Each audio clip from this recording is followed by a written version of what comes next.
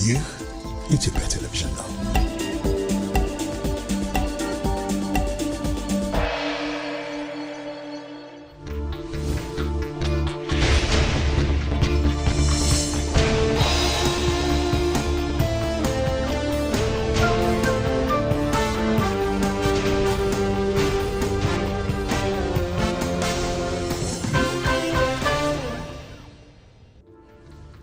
እንዴት አምሽታችኋል የተወዳችሁ ተመልካቾቻችን? የኢትዮጵያ ቴሌቪዥንን እየተከታተላችሁ ትገኛላችሁ። ከምሽቱ 1 ሰዓት ሆኗል። የዕለተ ማክሰኞ የቲቪ ዜና 57 በቀጥታ ወደ እናንተ መሻገሩን ጀምሯል። ሮዛ መኮንን ዜናዎቹን የመራው አብሬያችሁ ዘልቃለሁ። የምናስቀድመው አበይት ጉዳዮቻችንን ይሆናል። በሀገራዊ ምክክሩ የሃይማኖት ጉዳዮችና የሰላም ግንባታ አጀንዳዎች ላይ ሲመካከሩ የቆዩ ሁለት ቡድኖች ባቀረቧቸው ምክረ ሀሳቦች ተስማሙ።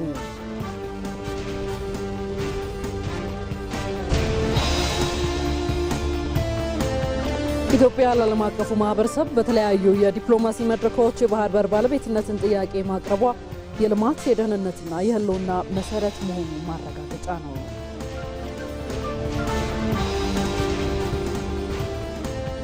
ከውጭ የአሜሪካ ዲሞክራቶች በመካከለኛ ዘመን ምርጫው አብላጫ ድምፅ ካገኙ በትራምፕ ዙሪያ ያሉ ግዙፍ የፋይናንስና የቴክኖሎጂ ኩባንያዎችን የሚፈትሽ አዲስ የምርመራ ስልት እንደሚከተሉ ገለጹ። የሚሉት ለሰዓቱ የያዝናቸው አበይት ጉዳዮቻችን ናቸው። የተወደዳችሁ ቲቪ ዜና 57ን እየተከታተላችሁ አብራችሁን ዝለቁ።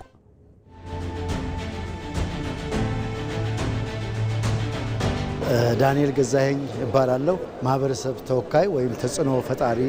መመካከር፣ መነጋገር፣ ከመነጋገር ውስጥ የሚወጣ ውጤት ለዛሬው ለነገው ትውልድ እረፍትና መፍትሄ የሚሆን ዘላቂ የሆነ ሰላም ካለ ዘላቂ የሆነ ልማት ይኖራል። ካሳሁን ወንዶሰን እባላለሁ ከደቡብ ኢትዮጵያ ተጽዕኖ ፈጣሪ ግለሰቦች። አሁን በየቦታው ብረት ያነሱ አንዳንድ ኃይሎችን ልክ ወደ ስክሪፕቶ ወደ ማንሳት የሚያመጣ ምክክር እንደሆነ ተስፋ እያደረግን በዛው ልክ እየተወያየን እነሱን የሚያማከለ የእነሱንም ሀሳብ የያዘ የሌሎችን ህብረተሰቦችን ዝቅተኛ ማህበረሰብ ከፍተኛውንም ያለውን ሁሉንም ያማከረ ስለሆነ ኢትዮጵያ ነገ ተስፋ ይኖራታል።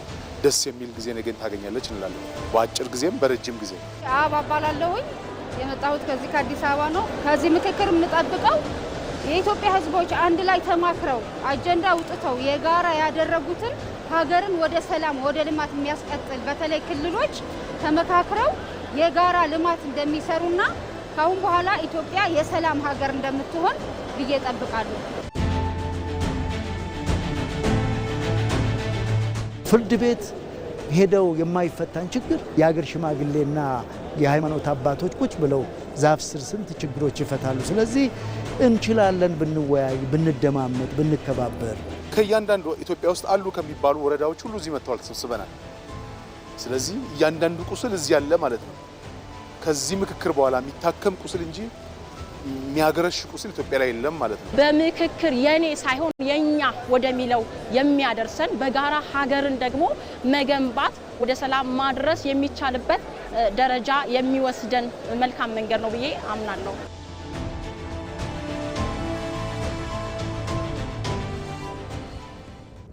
ወደ ቀዳሚው ዘገባችን አመራን። በሀገራዊ ምክክሩ የሃይማኖት ጉዳዮችና የሰላም ግንባታ አጀንዳዎች ላይ ሲመካከሩ የቆዩ ሁለት ቡድኖች ባቀረቧቸው ምክረ ሀሳቦች መግባባት ላይ ደረሱ። የኢትዮጵያ ሀገራዊ ምክክር ኮሚሽን ከሐምሌ 8 2018 ዓ.ም ጀምሮ እያካሄደ ባለው የሀገራዊ ምክክር ጉባኤ በኮሚሽኑ ምክር ቤት በተለዩ 8 አጀንዳዎች ላይ ምክክር እየተደረገ መሆኑ ይታወቃል። አጀንዳዎቹ 500 አባላት ባሏቸው 8 የስራ ቡድኖች ምክክር እየተደረገባቸው ነው። በኮሚሽኑ የአሰራር ስነ ዘዴ መሰረት 500 አባላት ያሉት አንድ ቡድን በአንድ አጀንዳ ላይ እየተመካከረ ይገኛል። በዚህም በሃይማኖት ጉዳዮችና በሰላም ግንባታ አጀንዳዎች ላይ ሲመካከሩ የቆዩት ሁለት ቡድኖች ዛሬ ነሐሴ 5 2018 ዓ.ም በተጠናቀሩ ምክረ ሀሳቦች ላይ ተስማምተው በተዘጋጀው ቃለ ጉባኤ ላይ ተፈራርመዋል። የሌሎች አጀንዳዎች ተመካካሪዎችም በቀጣይ ቀናት በተመሳሳይ መልኩ የአጀንዳ ሀሳቦቻቸውን የጋራ አድርገው በቃለ ጉባኤዎቻቸው ላይ በመፈራረም እንደሚስማሙ ይጠበቃል።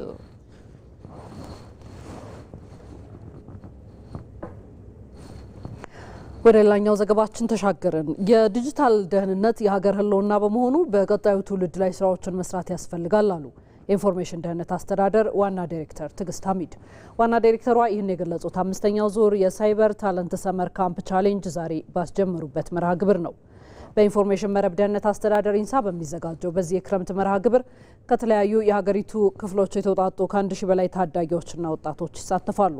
በፕሮግራሙ ከሌሎች ዓመታት ለየት የሚያደርገው አካል ጉዳተኞችንና ሌሎች የህብረተሰብ ክፍሎችን ያካተተ ሲሆን ዛሬ ከተጀመረበት ከአዲስ አበባ ሳይንስና ቴክኖሎጂ ዩኒቨርሲቲ በተጨማሪ በ6 ዩኒቨርሲቲዎችና በአስተዳደሩ የሚከናወን ነው ተብሏል።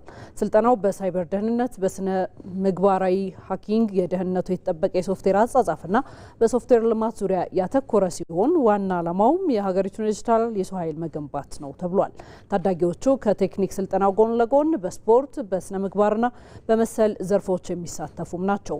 የኢንፎርሜሽን መረብ ደህንነት አስተዳደር ከዚህ ቀደም በዚሁ ዘርፍ የበርካታ ወጣቶችን ልምድና ክህሎት ለማዳበር የሚያስችሉ ተመሳሳይ ፕሮግራሞችን ሲያከናውን መቆየቱ እንደሚታወስ የዘገበው ሪፖርተራችን መሀሪ አለሙ ነው።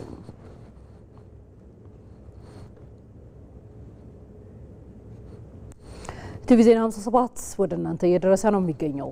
በአማራ ክልል ፍርድ ቤቶች የዳኝነትና ፍትህ ስርዓቱን ለማሻሻል በተሰሩ ስራዎች መሰረታዊ ለውጦች መጥተዋል። በክልሉ የፍትህና ዳኝነት ስርዓቱን በዲጂታላይዜሽን አሰራር ለማስደገፍ በተከናወኑ ተግባራት የክልሉን ጠቅላይ ፍርድ ቤት ጨምሮ 43 ከፍተኛና የወረዳ ፍርድ ቤቶችን በዲጂታላይዝ የማስተሳሰር ስራዎችም ተከናውነዋል። ሳሙኤል ወርቃየው ተጨማሪውን ይዟል። እንደ ሀገር የዳኝነትና ፍትህ ስርዓቱ ላይ በማህበረሰቡ ዘንድ የሚነሱ የአገልግሎት አሰጣጥ ጥያቄዎች ይመለሱ ዘንድ ሰፋፊ ስራዎች ሲሰሩ ቆይተዋል። ለዚህም የተቋማት ግንባታ፣ የህግ ማዕቀፍ እንዲሁም የዳኝነት ነጻነት የማሻሻል ስራዎችን ጨምሮ ሌሎችም በዘርፉ ስር ነቀል ለውጥ ለማምጣት እየተሰሩ የሚገኙ ተግባራት ናቸው። በአማራ ክልልም የፍትህና የዳኝነት ስርዓቱን ለማሻሻል በተሰሩ ስራዎች ውጤቶች ተመዝግበዋል። በተለይ ጠቅላይ ፍርድ ቤቱ የፍትህና የዳኝነት ስርዓቱን በዲጂታላይዝ ለማስደገፍ በሰራቸው ስራዎች ጠቅላይ ፍርድ ቤቱን ጨምሮ 43 በሚሆኑ ከፍተኛና የወረዳ ፍርድ ቤቶችን በዲጂታል የማስተሳሰር ስራዎች ተሰርተዋል። አሁን ላይ ተግባራዊ ባደረግነው የ3 ዓመት የትራንስፎርሜሽን እቅድም ጠቅላይ ፍርድ ቤቱ በተለይ በሰራቸው የአማራ ክልል ደግሞ የዲጂታይዜሽን እና ሌሎች አቅም ግንባታ ስራዎች የተመዘገቡ ለውጦች አሉ። ዜጎች ባሉበት አካባቢ ሆነው በኢፋይሊንግ፣ በስማርት ኮርቶች ክርክርንም በርቀት አቤቱታም ክሶችም እዛው ባሉበት አካባቢ ሆነው መክፈት የሚችሉበት አሰራር በጣም ጥሩ አሰራር መሆኑን ይሄም ለቀጣይ በጣም ትልቅ የስራ ተነሳሽነት በዳኞቻችን በፍርድ ቤት አመራሮች ላይ የሚፈጥርና ትልቅ ኃላፊነት የወሰድንበት ነው። ከሰው ኃይል አቅምና ስነ ምግባር ግንባታ አንጻርም ቢሆን እምርታዊ ለውጥ የሚያመጡ ስራዎች ተከናውነዋል። ይህ በመሆኑም ዳኞች ብዛት ያላቸው መዛግብት በጥራት ውሳኔ እንዲሰጡ አስችሏል። በክልሉ ከመደበኛ ፍርድ ቤቶች ባሻገርም አማራጭ የፍትህ ስርዓቶችን ተግባራዊ ለማድረግም ጥረት ተደርጓል። ለባህላዊ የግጭት መፍቻ ስርዓቶች እውቅና ተሰጥቶ የባህል ፍርድ ቤቶች በየአካባቢው ተቋቁመው አገልግሎት እየሰጡ ነው። ይህ ደግሞ ለማህበረሰቡ ተደራሽ የሆነ የፍትህ አገልግሎት ለመስጠት ጉልህ ሚና እየተጫወተ ነው። ከውሳኔ ጥራት አንጻር ከባለፉት አመታት ጋር ሲነጻጸር በዘንድሮ አመት በጣም የተሻለ ስራ የተሰራበት ነው። ለዚህ ደግሞ እንደ መነሻ ምክንያት የሚሆነው አንደኛው የባለሙያዎች ከዳኞች አገልጋይነት ስሜትን ከመጨመር አንጻር ከአገልጋይነት ስሜት አንጻር የተሰሩ ስራዎች፣ አቅማቸውን ለመገንባት እርስ በርስ የመወያያ መድረኮች ተዘጋጅተው የተሰሩ ስራዎች በጣም ከፍተኛ አስተዋጽኦ አድርጓል። እንግዲህ ከመደበኛ ፍርድ ቤት ባሻገርም አማራጭ ስርዓቶችን በክልሉ ተግባራዊ ለማድረግ የሙግት መፍቻ ስርዓቶች እየተሰራ ነው ያለው።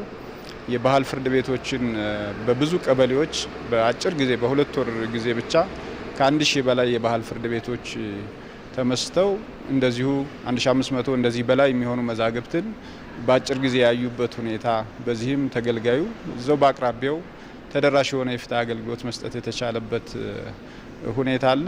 ለፍትህ ስርዓቱ ተደራሽነት እንዲሁም ተጠያቂነት ጉልህ ሚና እየተጫወተ የሚገኘውን የዲጂታላይዝ አሰራር በተጠናከረ መንገድ በሁሉም ፍርድ ቤቶች የማስፋፋት ስራዎችም ተጠናክረው ቀጥለዋል። ተደራሽነት ላይ የሚነሱ ችግሮች በጣም ብዙ ችግሮች ነበሩ። የይግባኝ ስርዓቶች ላይ አሁን ይግባኝ ለማለት በተመለከተ ወደዚህ የሚመጡበት እድል ነበር። አሁን ላይ ውሳኔ ከተወሰነ በኋላ በዛው ስካን ተደርጎ ወደዚህ የሚላክበት ሁኔታም አለ። ስለዚህ ሞር የማዘመን ስራዎች በስፋት ተከናውነዋል ማለት ይቻላል። የዚህ ኢፋይሊንግ ሲስተም ጋር ጥሩ ነገር አለ። በቀጣይ በጀት አመት እንግዲህ በጣም በልዩነት የምንሰራው ወረዳ ፍርድ ቤቶችን ነው። ስለዚህ አሁን ያልደረስንባቸው ወረዳ ፍርድ ቤቶችን መሰረተ ልማቱን ይሄን የኔትወርኩን የደህንነት ካሜራና የስማርት ችሎቶችን እንደርሳለን። አሁን የተገበርናቸው ሲስተሞች ፋይሊንግን ጨምሮ የሞባይል አፕሊኬሽኖቻችን ሌሎችንም ሲስተሞች ኖሌጅ ማኔጅመንት ሲስተም እንለው ትራንስክሪፕሽን ሲስተሞቻችን አሁን 40 ምናምን 43 ፍርድ ቤቶች ላይ የተገበርነው ደግሞ ወደ እነዚያ ወረዳ ፍርድ ቤቶች ላይ እናደርሳለን። ጠቅላይ ፍርድ ቤቱ የ2018 በጀት ዓመት እቅድ ክንውን ግምገማና የ2019 በጀት ዓመት እቅድ ትውውቅ መድረክ ያካሄደ ሲሆን በቀጣዩ በጀት ዓመት የተጀማመሩና አዳዲስ አሰራሮችን በመዘርጋት ለዳኝነትና ፍትህ ስርዓቱ መሻሻል በትኩረት ይሰራል። ባለፉት ዓመታት በግብርናው ዘርፍ የታየው እድገት ከተረጅነት ወደ አምራችነት የሚደረገውን ሽግግር ፈጣን አድርጎታል። የግብርናው ዘርፍ በአዳዲስ እይታዎች የተመራ የምግብ ዋስትናን ከማረጋገጥ ባለፈ በወጪ ንግድ ያለውን ድርሻ ከፍ እያደረገ ነው። ባየ ሙላት በዓለም አቀፉ የጂኦፖለቲካ አደባባይ የሀገራት ድምጽ ጎልቶ የሚሰማው ክብራቸውና ሉዓላዊነታቸው ታፍሮና ተከብሮ የሚኖረው ጓዳቸውን በራሳቸው እጅ መሙላት ሲችሉ በኢኮኖሚ ፈርጣማም ሲሆኑ ነው። ኢኮኖሚ የሀገር ህልውና ምሰሶ ሲሆን ምሰሶ የጸና ሀገር ነፋስ አይነቀንቀውም፣ የባዕድ እጅ አያወዛውዘውም። ኢትዮጵያም ይህንን የነጻነት ሚስጥር በጥልቅ ተረድታ ሉዓላዊነቷን ከፍ ለማድረግ በብዝሃ ዘርፍ የተመሰረተ በሁኔታዎች ሸብረክ የማይል ጠንካራ ኢኮኖሚ የገነባች ነው። የመደመር መንግስት ከ5 ዓመት በፊት ቃል ገብቶ የተገበረውም ይህንኑ ነበር። ያለንን ሀብት ጎንበስ ብሎ በማየት እጅን ከአፈር ጋር በማገናኘት በላባችንና በጥሪታችን ከውጭ ጥገኝነት መላቀቅ ለዚህ የግብርናው ዘርፍ ተጠቃሽ ነው። ግብርናን እንደ አንድ መነሻ ሴክተር የወሰድነው አቅሙን ገና አሟጠን አልተጠቀምንበትም። ስለዚህ ከተረጂነት ወደ አምራችነት መቀየር አለብን። ያን ለማድረግ መሬቱ፣ ውሃው፣ ጉልበቱ አለ፣ ምርምሩ አለ፣ ሙከራዎች አሉ። በርትተን ብንሰራ ተረጂነት ታሪክ፣ አምራችነት የኛ የነገ መገለጫ መሆን ይችላል። በእርግጥም ጎንበስ ብሎ አፈር መንካት ከተቻለ ተረጅነትን ታሪክ አድርጎ አምራችነትን ማስቀጠል እንደሚቻል ያለፉት 5 ዓመታት የግብርና ታሪክ ይናገራል። እዚህ ላይ የበጋ መስኖ ልማትን እናንሳ። እስከ ቅርብ ጊዜ ድረስ በክረምት ወዛም የነበሩ የእርሻ መሬቶች በበጋ ወቅት የሚያንቀላፉና በአቧራ የወየቡ ነበሩ። ተዘንግተው የነበሩ የውሃና የመሬት ሀብቶቻችንን ወደ ምንዳነት የቀየረው የበጋ መስኖ ልማት ግን ነፍስ ዘርቶባቸው ከአቧራ ይልቅ ምርት የሚታፈስባቸው ሆነዋል። ይህ የልማት ቁርጠኝነት ተረጅነትን በአምራችነት የሻረ ኢትዮጵያንም በቀጠናው ከፍተኛ አምራች ያደረጋት ሆኗል። እንግዲህ ስንዴ የዛሬ 5-6 ዓመት ኢትዮጵያ ከውጭ የምታስገባ ብቻ ሳይሆን አነስተኛ ምርት ካላቸው ሀገራት ተርታ የምትመደብ ናት። የዘንድሮን እንኳን ብቻ ብንመለከት ባለፈው ክረምት ወደ 4.4 ሚሊዮን ሄክታር ነበር ያረስ ነው። የዘንድሮ በጋ 3.8 ሚሊዮን ሄክታር ገደማ ነው ያረስ ነው። በድምሩ 8 ሚሊዮን ሄክታር በላይ መሬት አርሰናል። ያገኘነው ምርት ከ330 ሚሊዮን ኩንታል በላይ ነው። ይሄ በአፍሪካ በስንዴ ማምረት ኢትዮጵያን በአንደኛ ደረጃ ያስቀምጣታል፣ ከፍተኛ ምርት ስለሆነ።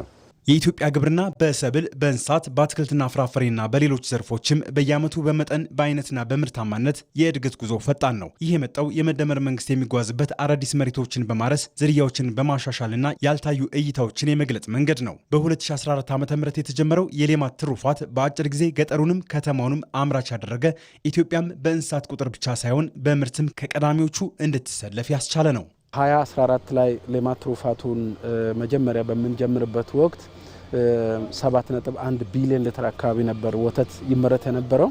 በዚህ ዓመት 16.8 ቢሊዮን ሊትር ወተት ለማምረት አታቅዶ እየተሰራ ነው ያለው። ከተለምዷዊ የምግብ ዋስትና ለመሸፈን ትልም ወጥቶ ወደ ገበያ ተኮር ምርት በመግባት ሀገራዊ የኢኮኖሚ ነጻነትን ማረጋገጫ የሆነ ነው። የኦሮሚያ ክልል ሰሜን ሸዋ ዞን ወረዳዎች ይህንን እውነታ ያሳያሉ። የዛሬ 5-6 ዓመት ሰሜን ሸዋ ውስጥ ቢያንስ 4-5 ወረዳዎች በሴፍቲ ኔት ይተዳደሩ ነበር። 4-5 ወረዳዎች አብዛኛው ቀበሌ ሴፍቲ ኔት የነበረው። በዚህ ዓመት በሰሜን ሸዋ ውስጥ አንድም ቀበሌ በሴፍቲ ኔት የተያዘ የለም። 100% ራሳቸውን ነጻ አውጥተዋል። በማምረት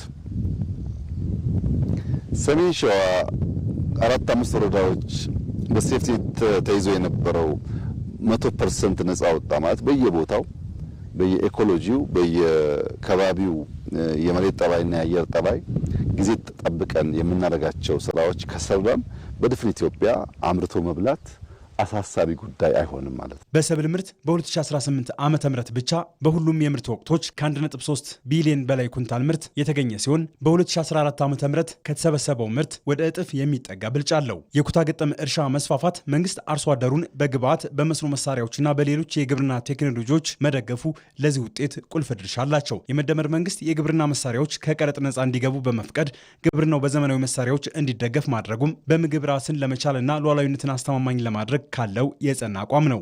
የሜካናይዜሽን መሳሪያዎች ከ555 አይነት በላይ ማሽነሪዎች ከቀረጥ ነፃ ገብተው አርሶ አደራችን በተመጣጣኝ ዋጋ አግኝቶ እንዲጠቀምባቸው ጥረት እየተደረገ ነው ያለው። የትራክተር፣ የኮምባይነር፣ የሌሎች የግብርና ማሽነሪዎች ባለቤት ለመሆን 10%፣ 20%፣ 30% በእነዚህ አይነት አሰራሮች ከባንኮች ጋር በመተሳሰር ከቆጠበ መሳሪያውን ራሱ እንደ ኢኩዊቲ በማስያዝ ብድር የሚያገኝበትን እድል አመቻችቷል። ኢትዮጵያ በምግብ ራሷን ችላ በዓለም የጂኦፖለቲካ ምህዳር ያላትን ቦታ በራሷ አቅም ለመወሰን ሉዓላዊነቷን በጽኑ መሰረት ላይ እየገነባች ትገኛለች። ያለፉት 5 ዓመታት የግብርና ጉዞም ለዚሁ አቅም የሚሆን ነው። በዘመናዊው የዲፕሎማሲ ዓለም የባህር በርና የወደብ ባለቤትነት ለሁለትዮሽ ግንኙነቶች ጥንካሬ ዋነኛው መለኪያ ተደርጎ ይወሰዳል። ኢትዮጵያ ለዓለም አቀፉ ማህበረሰብ በተለያዩ የዲፕሎማሲ መድረኮች የባህር በር ባለቤትነትን ጥያቄ ማቅረቧ የልማት የደህንነትና የህልውና መሰረት እንደሆነ ልብ ሊባል ይገባል። ሜሮን በረዳ ተጨማሪውን ይዛለች። ሉዓላዊነቷንና ነጻነቷን አብዝታ የምትፈልገው ኢትዮጵያ ድንበሯን ገፍቶ ለመጣ ጠላት ብርቱ ክንዷን የምታሳይ መሆኗን በታሪክ ላይ የሰፈሩት የድል ታሪኮቿ ምስክሮች ናቸው። ታዲያ ኢትዮጵያን ፊት ለፊት ተጋፍጦ ማሸነፍ እንደማይችሉ የገባቸው የኢትዮጵያ ታሪካዊ ጠላቶች ኢትዮጵያን ከዓለም እንቅስቃሴ ለማግለልና ለማዳከም የአንድ ሀገር የምጣኔ ሀብት የደህንነትና የዲፕሎማሲ ቁልፍ የሆነውን የውሃ ሀብቷን በባዳና በአንዶች ሴራ ስትዋጋለትና በዜጎቿ መስዋዕትነት የጠበቀችውን የባህር በሯን እንድታጣ ተደርጋለች። አሁን ኤርትራ ውስጥ ያለውን ቡድን ህገወጥ ነው፣ መንግስት አይደለም። በዛ ሰዓት ላይ ኢትዮጵያ ውስጥ ያለውም የዛው የሱ ኤክስቴንሽን ነው፣ የሱ ተቀጥላ ሆኖ ህገወጥ ነው። በኢትዮጵያ ኮር ናሽናል ኢንተረስት ላይ የመወሰን ህጋዊ ስልጣኑ የለውም። ስለዚህ ያንን ሲፈቅድ ህገወጥ ነው አውቶማቲካሊ። ምክንያቱም በቬና ኮንቬንሽን አንድ ጉዳይ መወሰን የሚችሉት ሀገሮች መወሰን ያለበት የኢትዮጵያን ናሽናል ኢንተረስት ምን በሚያደርግ መልክ ነው? በሚያስጠብቅ መልኩ ነው። ካለበለዚያ ቢወስን እንኳን እሱ ምን አይሆንም፣ ቫሊድ አይሆንም። ይሄ አንዱ የህግ ጥሰት ነው። ሁለተኛ ድጋሚ እንኳን እድል ባገኘችበት ሰዓት ኢትዮጵያ የባህር በር እንዳትሆን ኢትዮጵያ እንድትተራመስ አሳይመንቱ ስለነበረ ምን አደረገው? ፓርላማውን ዘለለውና በጎን ያን ስምምነት ፈረመ። ያልጀርሱን ስምምነት ማለት ነው። ጥሰት ነው ይሄ። ለአንድ ሀገር የኢኮኖሚ እድገት፣ የቀጠናዊ ጂኦፖለቲካዊ ተጽዕኖና የብሔራዊ ደህንነት መረጋገጥ የባህር በር የህልውና ጉዳይ ያደርጓል። ሆኖም ኢትዮጵያ ባለፉት ጥቂት 10 ዓመታት የባህር በር ባለቤትነቷን ካጣች በኋላ ጥያቄው በታሪካዊ ቁጭት ብቻ ተሸፍኖ እንዲቆይና በቂ የዲፕሎማሲና የፖሊሲ ትኩረት ሳይሰጠው እንድታልፈው ተደርጋለች። ይህም ኢትዮጵያ በዲፕሎማሲያዊ በምጣኔ ሀብትና በደህንነት ዘርፎች ከፍተኛ ዋጋን አስከፍሏታል። በተለይ በአሁኑ ዘመን አገራትን ሄደው ቀጥታ አይወሩ። ይሄ የፕሮክሲ ወይም ደግሞ የውክልና ጦርነቶች በበዙበት ዓለም ላይ ነው የምንኖረው። በዚህ ላይ ደግሞ ዓለሙ እንደዚህ ሆኖ ደግሞ አፍሪካ ቀንድ ደግሞ የባሰ ለዚህ መሞከሪያም ነው። በነገራችን ላይ የፕሮክሲ ዎር የእንትን ጦርነት መሞከሪያም ነው። ስለዚህ ኢትዮጵያ ዝም ብላ ይሄን ሁሉ ህዝብ ይዛ ይሄን ሁሉ በጣም ልትቆጣጠሪው ማትቺው ድንበር ይዘሽ 5-6 አገራቶች እያዋሰኑሽ ማለት ነው። እነዚህ እዚህ ጋር ደግሞ አፍንጫችን ላይ ደግሞ 60 ኪሎ ሜትር ላይ እነዚህ ያየነው የማንቆጣጠረው ባህር ለኛ መጥፊያችን ይሆናል ማለት ነው። እንደ አገር በጣም ካረዘምነው መጥፊያችን ነው። ለዚህ ነው የመኖር ያለመኖር ጥያቄ ነው የምንለው። በዓለም አቀፍ ግንኙነትና ዲፕሎማሲ ታሪክ ውስጥ ወደብ ከቦታ ቦታ የሚደረግ መሸጋገሪያ መስመር ብቻም አይደለም። የሀገራትን ጂኦፖለቲካዊ ተጽዕኖ፣ የመጣኔ ሀብት አቅምና የመደራደር ጉልበት የሚወስን ስትራቴጂካዊ መሳሪያም ጭምር ነው።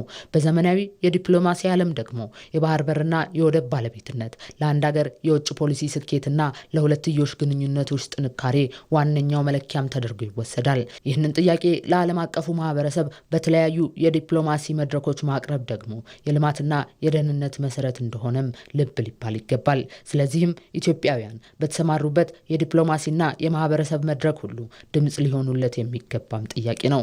የወደባችን ጥያቄ ልክ ነው ማለት ነው። ስለዚህ ይሄንን ካደረግን በኋላ ግን የ130 ሚሊዮን ህዝብ ዝም ብሎ ኢግኖር የምናደርገው አይደለም። ከሌሎች ሀገራት ጋር በብናደርገው ግንኙነት፣ በማንኛውም ግንኙነት ይሄ አጀንዳችን መሆኑን ሌሎች ሀገሮችም እንዲረዱን በየጊዜው የማድረግ የማሳመን ሁኔታ ውስጥ ነን ያለነው ብዬ አስባለሁ። ይሄ መጠናከር አለበት። አለመሆኑን እኮ በግልጽ ያሳየው ለምንድን ነው? አካባቢው አሁን በአሸባሪዎች በፓይራሲ በሌሎቹም ሆነ እንግዲህ ኢትዮጵያ ከወጣች በኋላ ማለት ነው ኢትዮጵያ ውስጥ የነበራት ኮንትሪቢዩሽን ከዛ በፊት ትልቅ ነው። ስለዚህ ዛሬ ኢትዮጵያ እንድታጣ ያረገቻት ግብጽ እንኳን እስከ 45%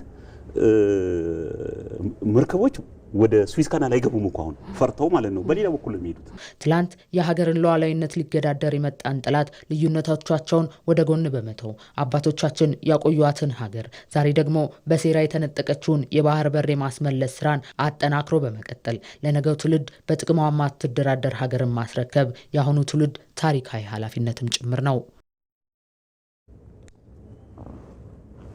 የኢትዮጵያ አየር ኃይል ከለውጡ በፊት የነበሩበትን ችግሮች በመሻገር አህጉራዊ ግርማ ሞገሱን በጥንካሬ እየመለሰ ይገኛል። በዘመናዊ የድሮን ቴክኖሎጂዎች በሀገር ውስጥ የጥገና አቅምና በላቁ የራዳር ቁጥጥር ስርዓቶቹ የተደራጀው ተቋሙ ለሀገር ሉዓላዊነትም ጋሻ መሆን ችሏል። ሳዳት መሐመድ ሳኒ።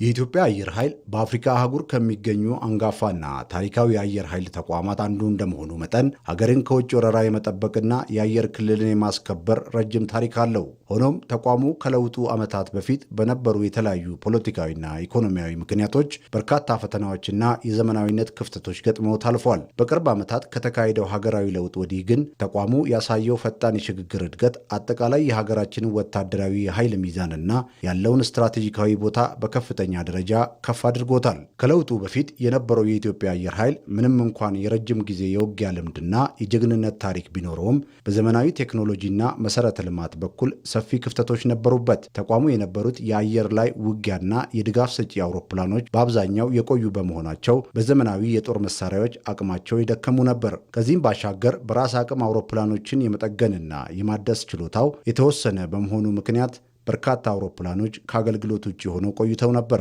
የአየር ኃይሉ አካዳሚ የበረራ ማሰልጠኛ ማዕከላት ዘመኑ ከሚጠይቀው ዲጂታልና አርቲፊሻል ኢንቴሊጀንስ ቴክኖሎጂ ጋር ያልተጣጣሙ ነበረ። ከተካሄደው ሀገራዊ ለውጥ ተከትሎ በርካታ ተቋማት ሪፎርም ያደረጉ ሲሆን ከነዚህ መካከል አስደማሚ ለውጥ በማድረግ የሀገር መከላከያ ሰራዊት ተጠቃሽ ነው። አይናችንን የገለጥነው ቴክኖሎጂውን ለማልማት ራሳችንን ለመቻል የስልጠና ዘዴዎቻችንን ለመቀየር ለሀገራችን ብሔራዊ ጥቅም የሚመጥን ለትልቅ አየር ኃይል የሚመጥን ትልቅ ሀገር ነው ያለን። ለትልቅ አየር ኃይል የሚመጥን ትልቅ ሀገር ማድረግ የተጀመረው እንደዛ ማድረግ እንደሚገባ አንደርስታንድ ያደረግነው ከለውጡ በኋላ ነው።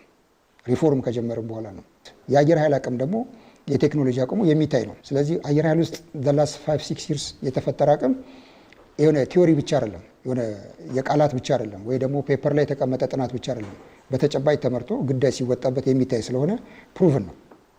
ይህ ተቋም አሁን ያለበትን ቁመና እንዲይዝ በየዘመናቱ መንግስታት የሰሯቸው ድምር ስራ ውጤት መሆኑን አምነን አሁን ያለበት ደረጃ ላለፉት 90 ዓመታት ካለበት ደረጃ ከፍ ያለው የላቀ ብቃት የያዘበት ጊዜ ነው ብለን በድፍረት መናገር ይቻላል።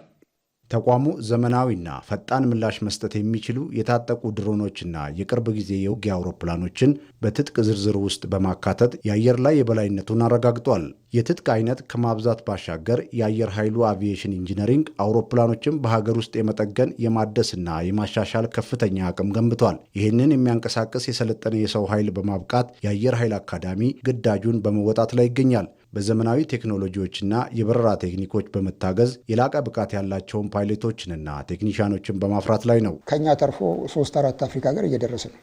ይሄ ደግሞ ፍላጎቱ እየጨመረ እየመጣ ነው። እኛም ደግሞ በተመሳሳይ መንገድ የሌሎች የአፍሪካ ሀገሮችንም ፍላጎት ታሳቢ ያደረገ የማምረት አቅም እየገነባን ነው። አምናና ዘንድሮ እንኳን የማምረት አቅማችን ኮምፕሊትሊ የተለያየ ነው።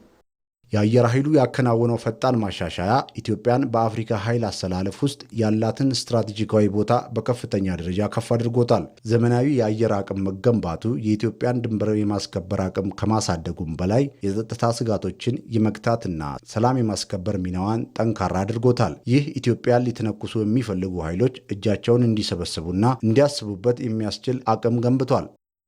አምናና ዘንድሮ በጣም የተለያየ አቅም ላይ ያለ ነው። በጣም የማድረግ አቅማችን ጨምሯል። የኛ ብሔራዊ ጥቅም አሁን እየሰፋ ነው። አባይ ግድብ ጋር የሚቆማል የኛ ብሔራዊ ጥቅም። ብሔራዊ ጥቅማችን ሰፊ ነው፣ ህንድ ውቅያኖስ ድረስ ይደርሳል። ብሔራዊ ጥቅማችን ሰፊ ነው። ሌሎች ሀገራትም ብዙ ብሔራዊ ጥቅሞች አሉ። ስለዚህ ለብሔራዊ ጥቅማችን የሚመጥን አቅም ለመገንባት ሌት ተቀን ነው የምንሰራው። የኛ የማድረግ አቅም ግን በየቀኑ እየጨመረ ነው። የመከላከል አቅም በየቀኑ እየጨመረ ነው። ያ ነው ያቆማቸው፣ 2-3 እንዲያስቡ ያደረጋቸው።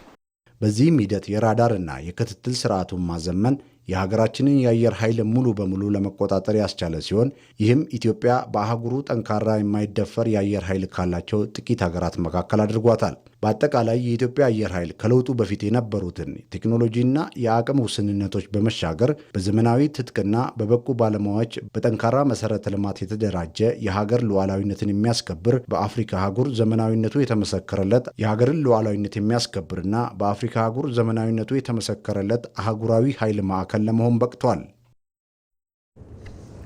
ኢቲቪ ዜና 57 ወደ ውጭ ጉዳዮቹ ተሻግሯል። የአሜሪካ ዲሞክራቶች በመካከለኛው ዘመን ምርጫ አብላጫ ድምጽ ካገኙ በዋይት ሀውስ ላይ ቀጥተኛ ክስ ከመክፈት ይልቅ በትራምፕ ዙሪያ ያሉ ግዙፍ የፋይናንስና የቴክኖሎጂ ኩባንያዎችን የሚፈትሽ አዲስ የምርመራ ስልት እንደሚከተሉ ገለጹ።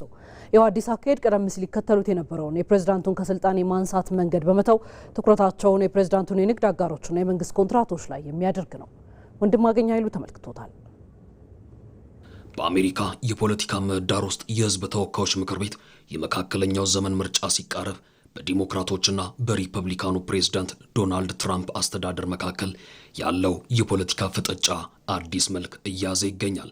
የአገሪቱ የፖለቲካ ምህዳር ታሪካዊና አወዛጋቢ ምዕራፎችን በማስተናገድ ላይ ባለበት በዚህ ወቅት የህዝብ ተወካዮች ምክር ቤት የመካከለኛው ዘመን ምርጫ መቃረብ በዋሽንግተን የኃይል ሚዛን ላይ ከፍተኛ ውጥረት ፈጥሯል። በቀደሙት የፖለቲካ ዑደቶች እንደታየው በምክር ቤቱ አናሳ መቀመጫ የያዘው ፓርቲ አብላጫ ድምፅ አግኝቶ ወደ ስልጣን ሲመጣ የመንግስትን ስራዎች የመቆጣጠርና የማጣራት ሰፊ ህጋዊ ስልጣን ያገኛል። በአሁኑ ወቅት በምክር ቤቱ አናሳ የሆኑ ዲሞክራቶች በምርጫው አብላጫነቱን ከተቆጣጠሩ ከፕሬዝዳንት ዶናልድ ትራምፕ ጋር ለሚኖራቸው የፖለቲካና ህጋዊ ፍጥጫ ሙሉ በሙሉ አዲስ የሆነ የምርመራ ስልት በመንደፍ ላይ ይገኛሉ። ይኸውም ቀደም ሲል ይከተሉት የነበረውንና ከፍተኛ የፖለቲካ ዋጋ ያስከፈላቸውን ቀጥተኛ የፕሬዝዳንቱን ስልጣን የማንሳት ወይም ኢምፒችመንት አካሄድ በመተው ትኩረታቸውን በፕሬዝዳንቱ ዙሪያ ባሉ የግል ኩባንያዎች፣ የፋይናንስ ተቋማት፣ የንግድ አጋሮችና የኮንትራት ስምምነቶች ላይ ለማድረግ አቅደዋል። ይህ ስልታዊ ለውጥ የዲሞክራቶችን የቁጥጥር ስልጣን አጠቃቀም ከመቀየሩም በላይ በዋሽንግተን የፖለቲካ ተቋማትና በዎል ስትሪት የንግድ ማህበረሰብ መካከል ያለውን ግንኙነት እንደገና የሚፈታተን አዲስ የትግል አቅጣጫ ነው። ትራምፕ በመጀመሪያው የፕሬዝደንትነት ዘመናቸው በህዝብ ተወካዮች ምክር ቤት 2 ጊዜ ክስ ቢመሰረትባቸውም በሴኔት ነፃ መባላቸው ይታወሳል። ዲሞክራቶች በቂ መረጃ ሳይዙና የህዝብ ድጋፍ ሳያሰባስቡ ወዲያውኑ ወደ ስልጣን ማንሳት ሂደት መግባት ፕሬዝደንቱ እንደ ፖለቲካ ሴራ ሰለባ አድርገው ራሳቸውን እንዲያቀርቡ እድል ይሰጣል በሚል ስጋት እየተነሳም በአንደኛው ቀን ክስ ከመመስረት ይልቅ ጥንካሬ ያለው የምርመራ ሰነድ ማዘጋጀት ላይ ትኩረት አድርገዋል። የምርመራው ዋና የትኩረት አቅጣጫዎችም በተነደፈው አዲስ እቅድ መሰረት ዲሞክራቶች የምክር ቤቱን ስልጣን በመጠቀም የጥሪ ወረቀት የመስጠት ማስረጃዎችን የማቅረብና ይፋዊ የችሎት ዳኞችን የመጥራት መብታቸውን በሰፊው ለመጠቀም አቅደዋል። የምርመራው ትኩረትም ከሀገር ውስጥ ደህንነት ሚኒስቴር ኮንትራቶች፣ ከዋይት ሀውስ የህንፃ ግንባታ ፋይናንስና ከትራምፕ የፋይናንስ እንቅስቃሴዎች ጋር በተያያዙ ጉዳዮች ላይም ያተኩራል።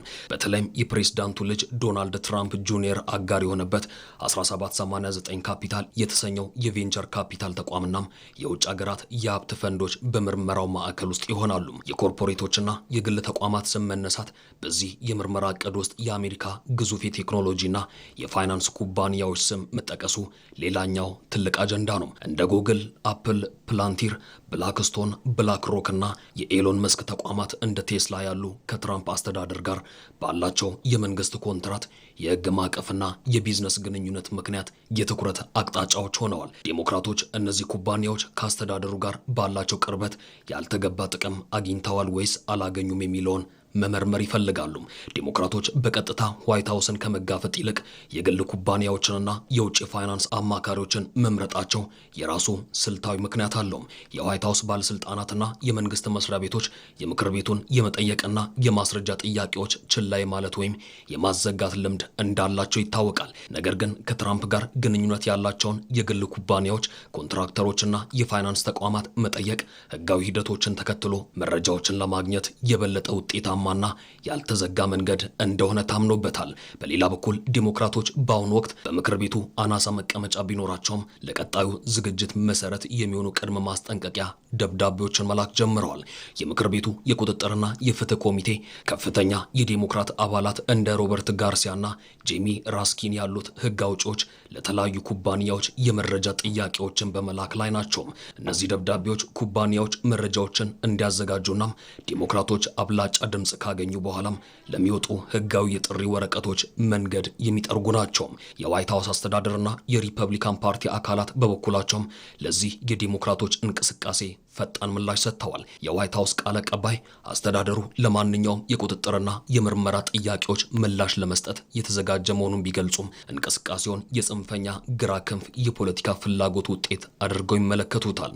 በተጨማሪም ትራምፕ በምክር ቤቱ የሪፐብሊካን አብላጫን ተጠብቆ እንዲቀጥልና ዴሞክራቶች አጀንዳቸውን እንዲያስፈጽሙ ጠንክረው እንደሚሰሩ አስታውቀዋል። ሆኖም ግን በእነዚህ የምርመራ ሂደቶች ውስጥ ከባድ ጥሰት ወይም የተረጋገጠ ጥፋት ከተገኘ ዴሞክራቶች ሂደቱን ወደ ቀጥታ ክስ ወይም ኢምፒችመንት ከማሸጋገር እንደማይቆጠቡ ግልጽ በማድረግ ለአሜሪካ ቀጣይ ፖለቲካ ምህዳር ከፍተኛ ውጥረትና ፉክክር እንደሚኖር አመላካች ሆኗል።